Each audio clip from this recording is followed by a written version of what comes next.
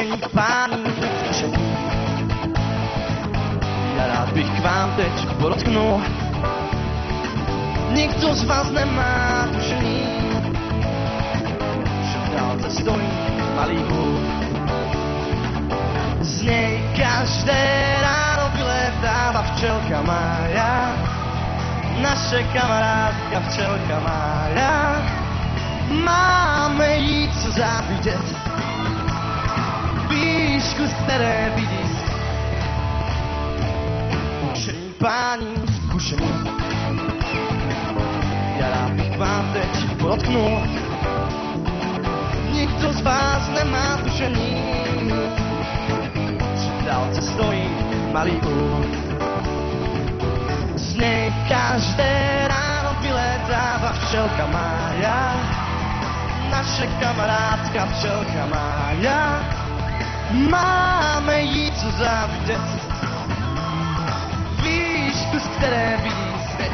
A o tom vypráví nám naše včelka Mája, malá uličnice včelka Mája.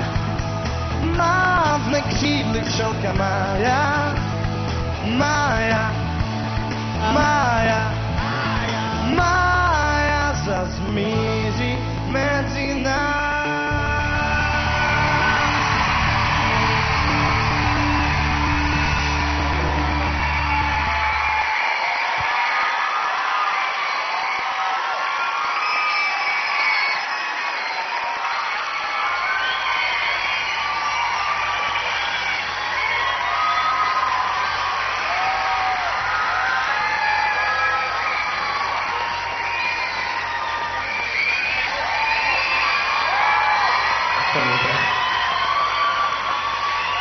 Denis, čo robíš 6. decembra? Nič. Nemohol by som si ťa objednať na Mikuláša domov k nám? Môže byť. Možno to bude tvoj prvý kšeft. Takto, povedzme si to rovno. Ty už v podstate ležíš v truhle, v rámci Superstar, ale ešte si stihol vyvrtať dieru na pravú ruku.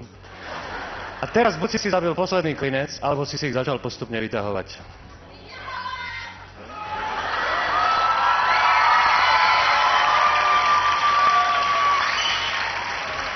Pretože chlapci pred tebou spievali pesničky, ktoré sú nádherné, ktoré sú naozaj také, že do súťaže.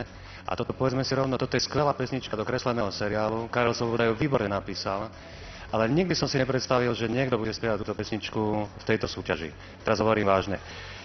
Takže necháme to na divákov, dobre? Nech oni rozhodnú, že či pôjdeš ďalej, alebo nie.